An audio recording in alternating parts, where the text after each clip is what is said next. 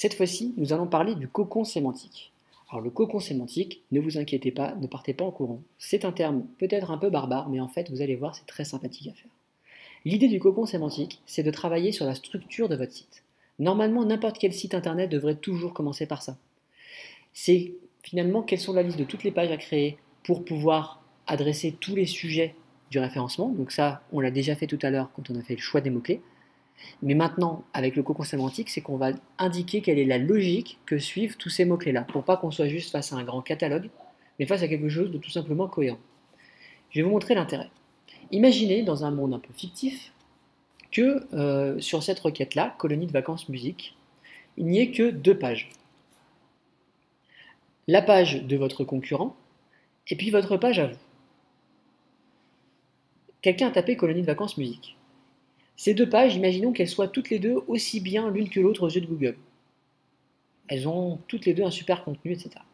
Comment Google va faire pour choisir entre les deux?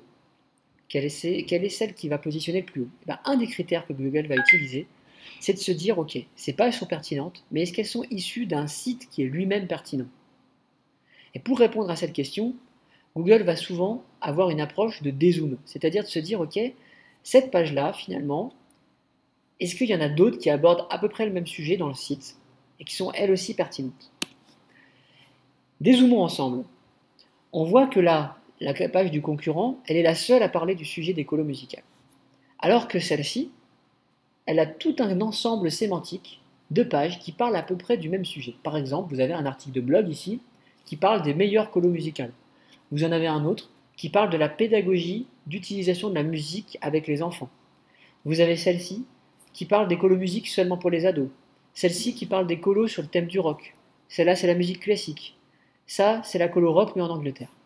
Toutes ces pages sont liées entre elles avec des liens internes, c'est-à-dire qu'on peut passer de l'une à l'autre en cliquant sur des liens. Et Google, lui aussi, passe de l'une à l'autre en cliquant sur des liens, virtuellement. Mais ce que ça indique à Google, c'est que sur le sujet des colos musicales, ce site-là, il est beaucoup plus pertinent que l'autre, puisqu'il a plein de choses à dire sur ce sujet-là. Donc quand on crée son catalogue de sujets, il faut relier tous ces sujets les uns avec les autres avec des liens internes. C'est ça le principe du cocon sémantique. Mais il ne faut pas du coup faire ça sans réfléchir. Il faut faire ça obligatoirement en ayant préparé son travail. Et c'est là qu'on va parler du coup de conception d'un cocon sémantique. Alors, à quoi ça ressemble? Alors le mieux, c'est toujours de prendre un exemple. Et comme j'aime beaucoup les colonies de vacances, ça va être encore un exemple de colonie de vacances. Alors, prenons une page d'accueil. Colonie de vacances.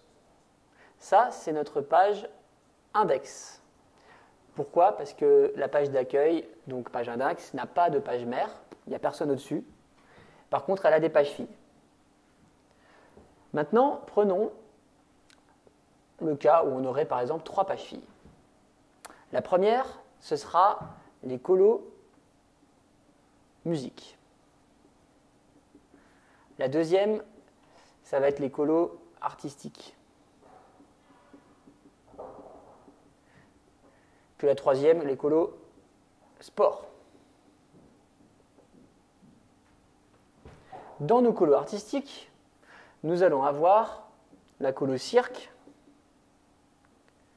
la colo magie et la colo photo. Vous remarquez qu'à chaque fois, je mets 3 différentes pages filles. Pourquoi? Parce que c'est ce qu'on considère comme le minimum. Mais c'est bien d'en faire plus. 5, 6, 7. N'hésitez pas à en faire plus. Ce qu'il faut, c'est éviter d'en faire moins que 3. Donc là, on a le cirque, la magie et la photo. À quoi ça nous sert d'avoir fait ce plan? Ça va nous servir au moment où on va rédiger notre contenu.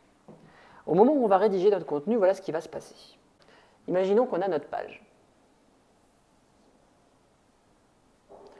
Vous allez avoir toujours votre titre en haut, ici, qu'on appelle le H1. Ensuite, vous allez avoir un petit paragraphe introductif ici. À quoi sert ce paragraphe introductif? Dans une page mixte, il sert à faire référence à la page mère. C'est un lien qui va directement pointer vers la page mère. Si ici, cette page-là, on considère que c'est la page des colos artistiques. Notre H1, qu'est-ce qu'il va dire? Il va dire, ben voilà, cette page, elle parle de colos artistiques, donc ça va être globalement notre sujet. Colos artistiques. Voilà. Donc dans notre paragraphe introductif, ici, on va mettre un lien, à un moment donné, vers la page mère, qui est donc la page d'accueil, colo. Colonie de vacances. Donc ça pourrait être un truc comme ça. Nous organisons des colonies de vacances pour des enfants de 4 à 17 ans. Et nous pensons que l'art est une très bonne façon de créer une coopération entre les jeunes et de leur permettre d'avoir un projet commun à réaliser et de s'épanouir. Au début de cette phrase, vous allez avoir le mot-clé colonie de vacances, puisque ça commençait par « nous organisons des colonies de vacances ». Et bien, je vais utiliser ce mot-clé-là, colonie de vacances, pour faire mon lien vers ma page d'accueil. Ce qui veut dire que mon lien, ici, il aura comme texte, c'est-à-dire encre de lien, colonie de vacances. Donc, ici, colonie de vacances. Ça, c'est le texte de mon lien sur lequel je peux cliquer pour arriver là-haut. Donc, l'idée, c'est que le texte du lien, on l'appelle aussi l'encre. Donc si vous entendez encre de lien, ça veut dire le texte sur lequel on clique pour arriver sur la page de destination du lien. Donc là, on a fait notre petit paragraphe introductif, on a fait notre petit blabla et on a mis notre lien à l'intérieur. Maintenant, H2. Donc premier sous-titre. C'est comme sur un document Word, vous avez votre titre de niveau 1, votre titre de niveau 2, etc. Sauf que sur le web, ça s'appelle H1 et H2. Ici, nous allons parler de nos pages filles. Donc, on se situe là. Les pages filles, c'est cirque, magie et photo. Ce qui veut dire qu'on aura au minimum 3 H2. Vous pouvez en avoir plus si vous voulez rajouter d'autres choses qui ne sont pas relatifs aux pages filles. Vous avez au minimum ces 3 H2-là qui parlent chacun d'un truc différent. Le premier cirque, le deuxième magie et le troisième photo. Vous pouvez le faire dans l'ordre que vous voulez. Il n'y a pas d'ordre à respecter là-dessus. Donc, par exemple, parmi les colonies de vacances artistiques que nous avons donc la colo cirque. Et là, nous avons un petit paragraphe. Alors ici, vous pouvez mettre autant de texte que vous voulez, ça peut être 2, 3, 5, 10 paragraphes si vous voulez, mais en tout cas, vous avez un peu de texte.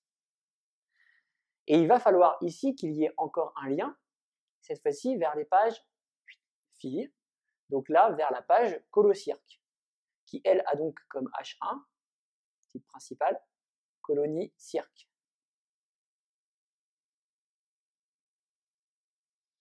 Et donc, ce lien qui est là, c'est pareil. Il va falloir qu'il ait comme texte de lien, encre de lien, colonie cirque. Donc, ça pourrait ressembler à un truc comme ça. Parmi toutes les thématiques artistiques, la colonie de vacances cirque est celle qui permet d'avoir le plus de variété d'activités différentes. Parce qu'il y a beaucoup de choses différentes dans le cirque. Il y a telle chose, telle chose, telle chose. Et là, vous allez rentrer un peu dans le détail de ce qu'il y a dans la colo cirque, mais pas autant en détail que ce que vous aurez ici dans la page des colo cirques. C'est une sorte d'introduction en fait. C'est-à-dire qu'en fait, quand on est sur une page mixte, finalement, ce qu'on fait, c'est qu'on introduit les différents sujets qu'il y aura à aborder dans les pages filles. Donc, il ne faut pas hésiter à donner quelques détails, mais il ne faut pas rentrer autant dans le détail qu'ici, sinon vous n'aurez plus rien à dire dans votre page fille. Voilà le rôle d'une page mixte. Donc, si vous avez bien suivi, vous savez que le deuxième H2, ça risque d'être magie ou photo, donc colo, photo par exemple. Et vous remarquez que j'écris de moins en moins bien au fur et à mesure. Et puis, vous avez la colo magie. Et à chaque fois, vous avez ici un peu de texte avec le lien qui va bien vers la page fille. Alors, on va prolonger un peu notre page, car tout en bas, il y a encore un truc. Je vais retirer ça au passage. Et voilà. Qu'est-ce qu'on a en dessous? Eh bien, en dessous, on a les liens vers les pages sœurs. Les pages sœurs, c'est quoi? C'est les pages de même niveau. C'est-à-dire la colo sport, et puis la colo que j'ai effacée à l'instant ici, qui était la colo musique.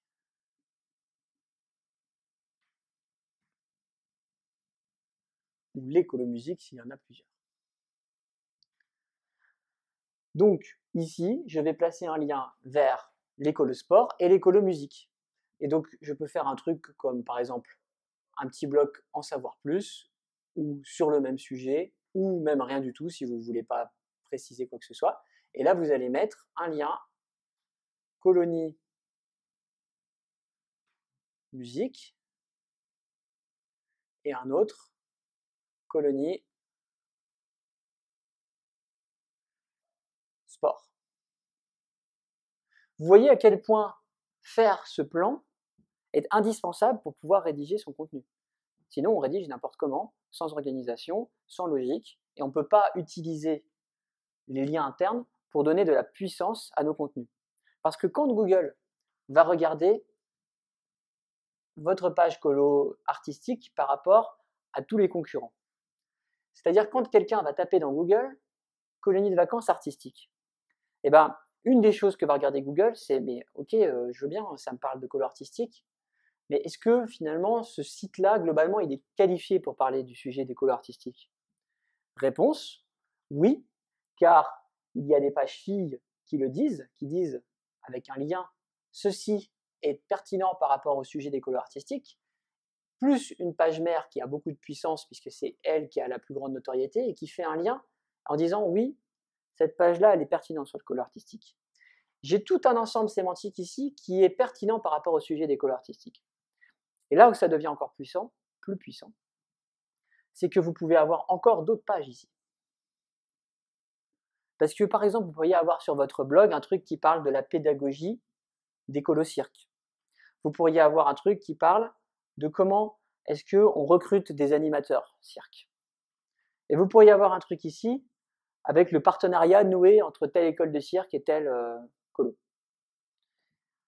Donc quand vous allez publier vos contenus d'actualité, quand vous allez publier vos contenus pédagogiques, etc., et ben vous allez les raccrocher au bon wagon, et à chaque fois que vous allez faire ça, vous allez renforcer la puissance de cette page-là, et de cette page-là, et de cette page-là. C'est pour ça qu'on dit que toutes les pages du cocon sémantique se poussent les unes les autres. Après ce petit rappel théorique, nous voici donc sur la partie pratique et mise en œuvre. Alors, pour pouvoir débuter votre travail de conception du cocon sémantique, il va falloir que vous alliez sur Google. Donc vous tapez CO2GLE dans Google, et vous allez sur Google qui est un système de mind mapping. Alors si vous avez d'autres systèmes de mind mapping, vous pouvez en prendre un autre, hein, évidemment, il n'y a pas d'obligation de choisir celui-ci. Vous faites créer un nouveau diagramme, et ici vous mettez l'adresse de votre page d'accueil. Là maintenant ce qu'on va faire, c'est qu'on va créer ensemble le cocon sémantique, votre cocon sémantique à vous. Étape super stratégique s'il en est. Alors comment est-ce que on va commencer? Eh bien vous avez votre liste de mots-clés ici, c'est indispensable pour faire votre cocon, et à droite vous avez votre cocon sémantique. Là-dedans, vous allez commencer par essayer de trouver quelles sont les grandes thématiques, essayer de regrouper un peu tout ça par grands sujets. Alors moi je vous ai pas mis tous nos mots-clés parce que c'est quelque chose de confidentiel, j'en ai mis quelques-uns, mais ici normalement vous devriez en avoir au moins 300 hein, pour que ce soit vraiment un beau cocon. Alors il y a ici des mots-clés qui sont relatifs à des prestations, vous voyez agence de référencement, consultant, tarif, etc. Ensuite il y a des choses qui sont plus en rapport avec l'analyse, les méthodes, l'amélioration, etc. Après, vous avez la technique pure. Qu'est-ce que c'est que le PageRank? Qu'est-ce que sont que les encres de lien, les balises, etc. Donc, je vais déjà commencer par créer mes premières grandes idées de catégories. Donc, je pense que là, je pourrais avoir quelque chose que je pourrais regrouper sous le terme de agence de référencement. Voilà. Ensuite, je vais avoir quelque chose autour de l'analyse. Donc, je pense qu'on pourrait mettre audit SEO. Voilà, ce qui veut dire audit de référencement. Et puis j'aurais certainement intérêt à faire quelque chose sur le sujet de formation, formation ou référencement. Et enfin sur la technique pure, voilà, structure d'un site web, ça me permettra d'aborder tous les sujets qui sont en rapport avec la technique de référencement. Ou je vais dire pour le référencement. Voilà. Là j'ai mes premières têtes de gondole. Maintenant, je vais pouvoir commencer un peu à rentrer dans le détail. Donc, par exemple, pour agence de référencement, qu'est-ce que j'ai? J'ai consultant, donc ça, ce sera une première chose. Donc, consultant référencement sera une page fille de agence de référencement. Ensuite, j'aurai combien ça coûte une agence de référencement, les tarifs. Donc après, j'ai par géolocalisation, donc je vais mettre agence de référencement locale. Et ensuite, du coup, agence de référencement Paris.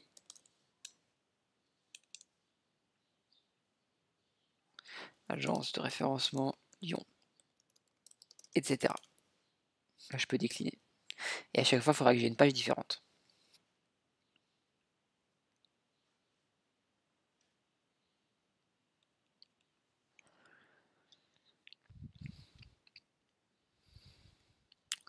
Après, j'ai amélioré son référencement.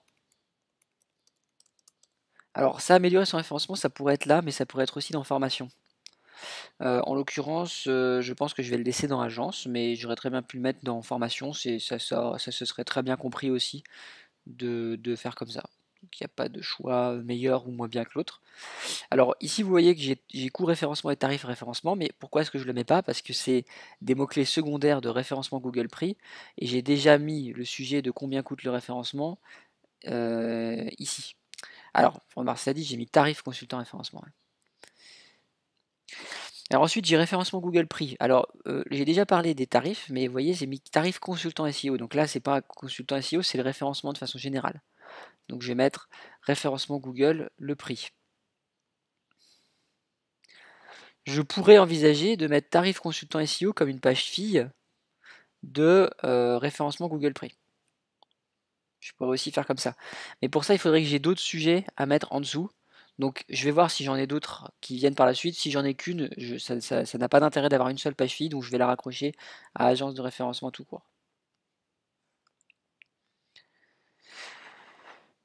Ensuite, du coup, je vais avoir mes autres grands sujets. Donc par exemple, là j'ai la structure d'un site pour le référencement. Qu'est-ce qu'il faut quand on structure un site pour le référencement? Eh bien, il faut par exemple utiliser les encres des liens. Donc ça c'est encre de lien. D'ailleurs, le mot-clé qui est là, je pense qu'il a été tronqué, c'est encre de lien.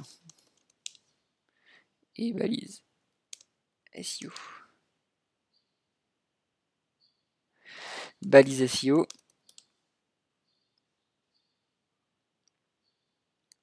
PageRank.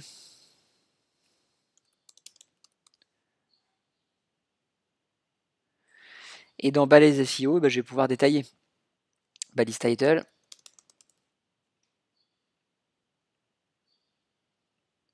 Méta description.